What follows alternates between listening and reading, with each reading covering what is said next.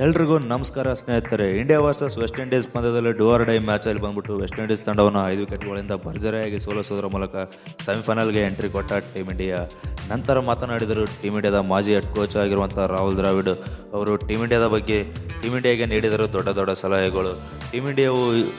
Team ಇಂಡಿಯಾದ ಬಗ್ಗೆ ಅವರು ನೀಡಿರುವಂತಹ ಸಲಹೆಗಳು ಏನನ್ನುವುದನ್ನು ಈ ವಿಡಿಯೋದಲ್ಲಿ ತಿಳಿಸ್ಕೊಡ್ತಾ ಹೋಗ್ತೀನಿ. ಆದ್ದರಿಂದ ನೀವು ಈ ವಿಡಿಯೋನ ದಯವಿಟ್ಟು ಕೊನೆಯವರೆಗೂ ನೋಡಿ. ಹಾಗೆ ನೀವೇನಾದರೂ ಟೀಮ್ ಇಂಡಿಯಾದ ಪಟ್ಟ ಅಭಿಮಾನಿ ಆಗಿದ್ದರೆ ಈ ವಿಡಿಯೋ ಒಂದು ಲೈಕ್ ಮಾಡಿ, ಮರೆಯದೆ ನಮ್ಮ ಚಾನಲನ್ನು ಸಬ್ಸ್ಕ್ರೈಬ್ ಮಾಡಿಕೊಳ್ಳಿ. ಹೌದು ಸ್ನೇಹಿತರೆ, ಟೀಮ್ ಇಂಡಿಯಾದ ಮಾಜಿ ಹೆಡ್ ಕೋಚ್ ಆಗಿರುವಂಥ ರಾಹುಲ್ ದ್ರಾವಿಡ್ ಅವರು ಟೀಮ್ ಇಂಡಿಯಾಗೆ ನೀಡಿರುವಂತಹ ಸಲಹೆಗಳು ಏನನ್ನುವುದನ್ನು ತಿಳಿಸ್ಕೊಡ್ತಾ ಹೋಗ್ತೀನಿ.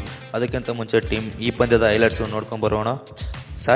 ಮೊದಲಿಗೆ ಟಾಸ್ ಗೆದ್ದುಗೆಸಿ ಫೀಲ್ಡಿಂಗ್ ಆಯ್ಕೆ ಮಾಡಿಕೊಂಡಂಥ ಟೀಮ್ ಇಂಡಿಯಾವು ಇನ್ನು ಟಾಸ್ ಹೊತ್ತು ಬ್ಯಾಟಿಂಗ್ಗೆ ಬಂದಂಥ ವೆಸ್ಟ್ ಇಂಡೀಸ್ ತಂಡವು ನಿಗದಿತ 20 ಓವರ್ನಷ್ಟಕ್ಕೆ 4 ವಿಕೆಟ್ ಕಳೆದುಕೊಂಡು 195 ರನ್ಗಳನ್ನು ಕಲೆ ಹಾಕಿತ್ತು. ಇದರಲ್ಲಿ ಸಾಯಿ ಹೋಪ್ ಅವರು 37 ರನ್, ರೋಸ್ಟನ್ ಚೇಸ್ ಅವರು 40 ರನ್ ಹಾಗೂ ಸಿಮ್ರಾನ್ ಹೆಟ್ಮೇರ್ ಅವರು 27 ಹಾಗೂ ರುದ್ರಪೋಡ್ ಅವರು 14 ರನ್ ಹಾಗೂ ರೋಮನ್ ಪಾಲ್ ಅವರು 34 ರನ್ ಹಾಗೂ ಜೇಸನ್ ವಾಲ್ಡರ್ ಅವರು 37 ರನ್ಗಳ ನೆರವಿನಿಂದ ವೆಸ್ಟ್ ಇಂಡೀಸ್ ತಂಡವು 195 ರನ್ಗಳನ್ನು ಕಲೆ ಹಾಕಿತ್ತು.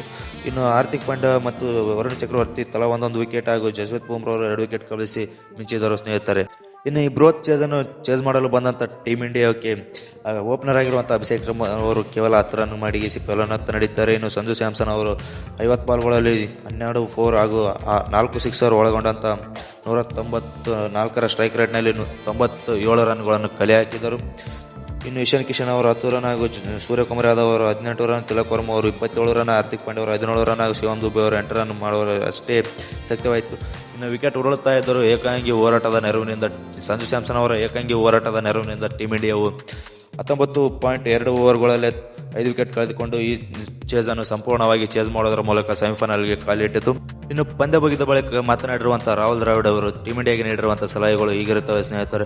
ಮೊದಲನೇದಾಗಿ ರಾಹುಲ್ ದ್ರಾವಿಡ್ ಅವರು ಹೇಳಿರುವ ಪ್ರಕಾರ ಟೀಮ್ ಇಂಡಿಯಾವು ಬ್ಯಾಟಿಂಗ್ ಮತ್ತು ಬೌಲಿಂಗಲ್ಲಿ ಒಳ್ಳೆಯ ಪರ್ಫಾರ್ಮೆನ್ಸ್ ಏನು ನೀಡುತ್ತಾ ಇದೆ. ಆದರೆ ಫೀಲ್ಡಿಂಗ್ ಅಂತ ಬಂದಾಗ ಮಾತ್ರ ಕಳಪೆ ಪರ್ಫಾರ್ಮೆನ್ಸ್ ನೀಡುತ್ತಾ ಇರುವುದರಿಂದ ಟೀಮ್ ಇಂಡಿಯಾಗೆ ಭಾರಿ ನಡೆಯಾಗ್ತಾ ಇದೆ. ನಿನ್ನೆ ನಡೆದಂಥ ವೆಸ್ಟ್ ಇಂಡೀಸ್ ವಿರುದ್ಧದ ಪಂದ್ಯದಲ್ಲಿ 3 ಕ್ಯಾಚಸ್ ಹಾಗೂ 1 ರನ್ಔಟ್ ಮತ್ತು ಬಹುತೇಕ ಮಿಸ್ಫೀಲ್ಡಿಂಗ್ ಮಾಡುವುದರಿಂದ ಟೀಮ್ ಇಂಡಿಯಾವು ಬಹಳ ರನ್ಗಳನ್ನು ಬಿಟ್ಟುಕೊಡಬೇಕಾಯಿತು. ಅದೇನಾದರೂ ಮಿಸ್ಫೀಲ್ಡಿಂಗ್ ಆಗದೇ ಇದ್ದಲ್ಲಿ ಕನಿಷ್ಠ ಪಕ್ಷ ಏನೆಂದರೆ 150-170 ರನ್ ಒಳಗಡೆನೆ ವೆಸ್ಟ್ ಇಂಡೀಸ್ ತಂಡವನ್ನು ಕಟ್ಟಿ ಹಾಕಬಹುದಾಗಿತ್ತು ಎಂದು ರಾಹುಲ್ ದ್ರಾವಿಡ್ ಅವರು ಹೇಳಿರ್ತಾರೆ.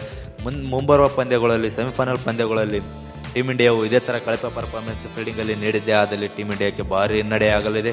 ಏನಾದರೂ ಟೀಮ್ ಇಂಡಿಯಾವು ಇದೇ ಥರ ಬ್ಯಾಟಿಂಗ್ ಮತ್ತು ಬೌಲಿಂಗಲ್ಲಿ ಒಳ್ಳೆ ಪರ್ಫಾರ್ಮೆನ್ಸ್ ನೀಡಿ ಫೀಲ್ಡಿಂಗಲ್ಲಿ ಸಹ ಒಳ್ಳೆ ಪರ್ಫಾರ್ಮೆನ್ಸ್ ನೀಡಿದ್ದೇ ಅಲ್ಲಿ ಟೀಮ್ ಇಂಡಿಯಾವು ಈ ಬಾರಿ ಚಾಂಪಿಯನ್ಸ್ ಆಗುವುದರಲ್ಲಿ ಬೇರೆ ಮತ್ತೊಂದು ಮಾತೇ ಇಲ್ಲ ಎಂದು ರಾಹುಲ್ ದ್ರಾವಿಡ್ ಅವರು ಹೇಳಿರ್ತಾರೆ ಸ್ನೇಹಿತರೆ. ಹೌದು ಸ್ನೇಹಿತರೆ, ಟೀಮ್ ಇಂಡಿಯಾವು ನಿನ್ನೆ ನಡೆದಂಥ ಮ್ಯಾಚಲ್ಲಿ ಬಹುತೇಕ ಕಳಪೆ ಫೀಲ್ಡಿಂಗಿಂದ ಕನಿಷ್ಠ ಅಂದರೂ 20-30 ರನ್ಗಳು ಜಾಸ್ತಿ ಬಿಟ್ಟುಕೊಟ್ಟಿರ್ತಾರೆ ಸ್ನೇಹಿತರೆ. ಹಾಗಾಗಿ ರಾಹುಲ್ ದ್ರಾವಿಡ್ ಅವರು ಹೇಳಿರುವಂಥ ಈ ಸಲಹೆಗಳು ತುಂಬ ಒಳ್ಳೆಯದಾಗಿರುತ್ತದೆ ಸ್ನೇಹಿತರೆ ಟೀಮ್ ಇಂಡಿಯಾಗೆ. ಹೌದು ಸ್ನೇಹಿತರೆ, ಮುಂಬರುವಂಥ ಇಂಗ್ಲೆಂಡ್ ವಿರುದ್ಧದ ಸೆಮಿಫೈನಲ್ ಪಂದ್ಯದಲ್ಲಿ ಟೀಮ್ ಇಂಡಿಯಾವು ಭರ್ಜರಿಯಾಗಿ ಪ್ರದರ್ಶನವನ್ನು ನೀಡಿ ಸೆಮಿಫೈನಲ್ ಪಂದ್ಯವನ್ನು ಗೆಲ್ಲಬೇಕು ಹಾಗೂ ಈ ಬಾರಿಯ ಚಾಂಪಿಯನ್ಸ್ ಆಗಬೇಕೆನ್ನುವುದು ನನ್ನ ಅನಿಸಿಕೆಯಾಗಿರುತ್ತದೆ. ನಿಮ್ಮ ಅನಿಸಿಕೆ ಏನನ್ನುವುದನ್ನು ಕಮೆಂಟ್ ಮಾಡೋದರ ಮೂಲಕ ತಿಳಿಸಿ. ಹಾಗೆ ನಮ್ಮ ಚಾನಲ್ಗೆ ಸಬ್ಸ್ಕ್ರೈಬ್ ಮಾಡಿಕೊಳ್ಳಿ. Thank you all. ನೆಕ್ಸ್ಟ್ ವಿಡಿಯೋದಲ್ಲಿ ಸಿಗೋಣ ಸ್ನೇಹಿತರೆ.